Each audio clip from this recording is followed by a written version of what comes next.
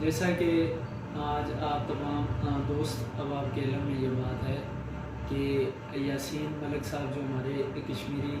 Leader ہیں اور جن کی کشمیر کی آزادی کے لیے ایک طویل جدوجہد ہے، تو ان کے خلاف ہندوستانی جو عدالتیں ہیں وہاں پہ ان کے قتل کی منصوبہ بندی کی جا رہی ہے، جس کے اندر براہ راست نریندر مودی جو ہیں وہ شریک ہیں اس عمل کے اندر، اور وہ یہ چاہتے ہیں کہ کشمیر کے اندر آزادی کی جو تحریک ہے اس تحریک کو لیڈر لیس کر کے اس تحریک کو کمزور کیا جائے اور کشمیریوں کی جو آزادی کی تحریک ہے اس کو ختم کیا جائے۔ تو بنیادی طور پہ میں یہ سمجھتا ہوں کہ یاسین ملک جنہوں نے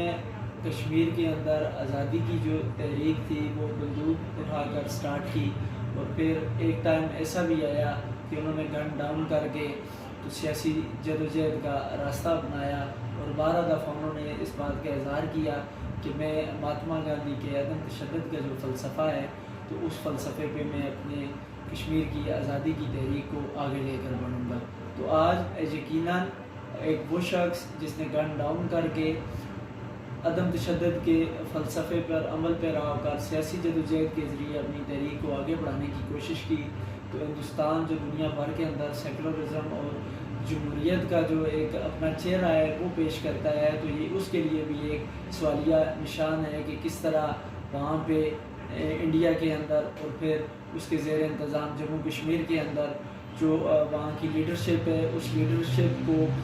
لوگ بہانوں کے ذریعے، جبر تشدد کے ذریعے، قید کے ذریعے اور جعلی کیسز کے ذریعے جو ہے وہ وہاں پہ راستہ بند کیا جا رہا ہے اور پولیٹیکل سپیس انہیں وہاں پہ نہیں دی جا رہی۔ تو یقیناً اس سے ایک سوال پیدا ہوتا ہے کہ کل کو جو آج کشمیری نوجوان تشدد کا راستہ اختیار کر چکے ہیں تو کل وہ پھر کیسے جو سیاسی جدوجہد کا راستہ ہے اس کی طرف وہ کیوں آئیں گے، جب ایک یاسین ملک جیسے ایک لیڈر کو جس نے گن ڈاؤن کر کے سیاسی جدوجہد کا راستہ اختیار کیا تو اس کو پر جب جعلی کیسز بنا کر اور اس کو جب ان جعلی کیسز کے اندر سزا دی جائے گی تو یہ میں سمجھتا ہوں کہ یہ ہندوستان کے لیے بھی بہتر نہیں ہے، وہاں کی سول سوسائٹی کے لیے بھی یہ چیز بہتر نہیں ہے، اور وہاں پہ جو اظہار رائے کی آزادی کے علم بردار ہیں ان کے لیے بھی یہ یقیناً اچھا سائن نہیں ہے۔ اور آج میں بحیثیت کشمیری یہ سمجھتا ہوں کہ اگر ہم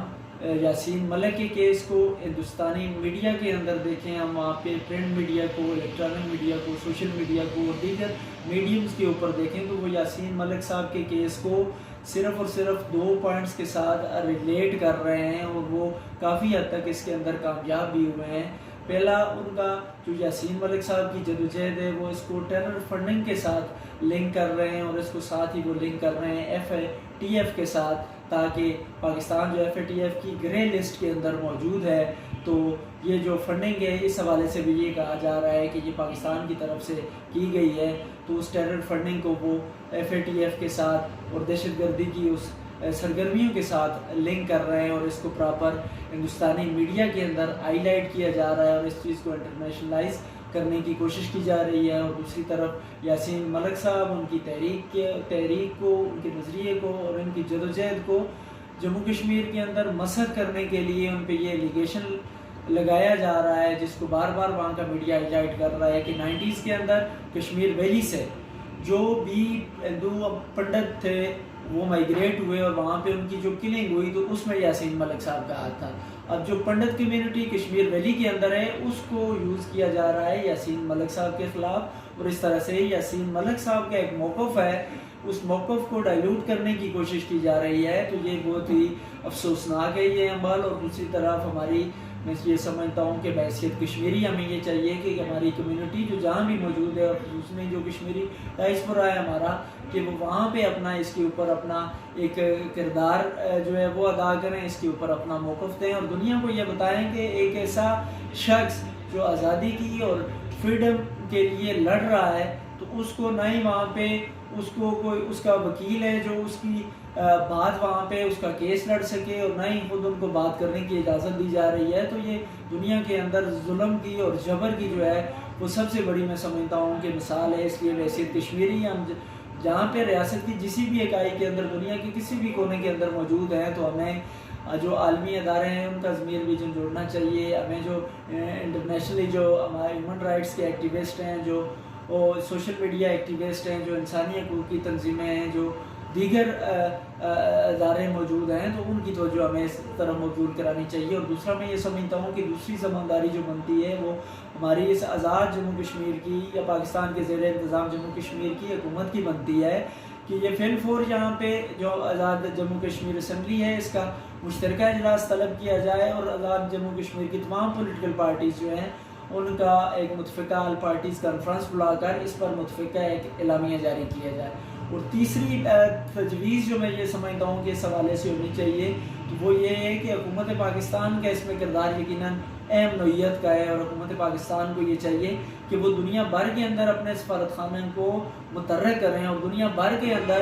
وفود کا جو ہے وہ وفود وہاں پہ بھیجے جائیں، جن میں آزاد جموں کشمیر کے جو ہمارے پارلیمنٹیرینز ہیں یہ بھی اس کے اندر شامل ہوں، جو عالمی دنیا کو جا کر یہ بتا سکیں کہ کس طرح جو ہے وہ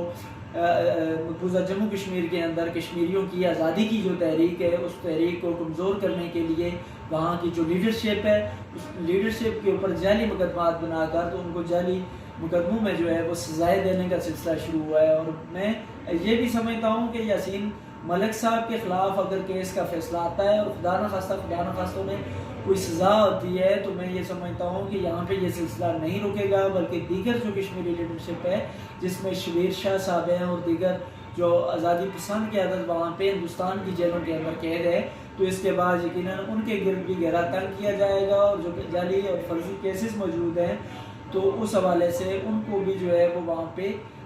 سزائیں دی جائیں گی، اور کشمیر کی تحریک کو ایک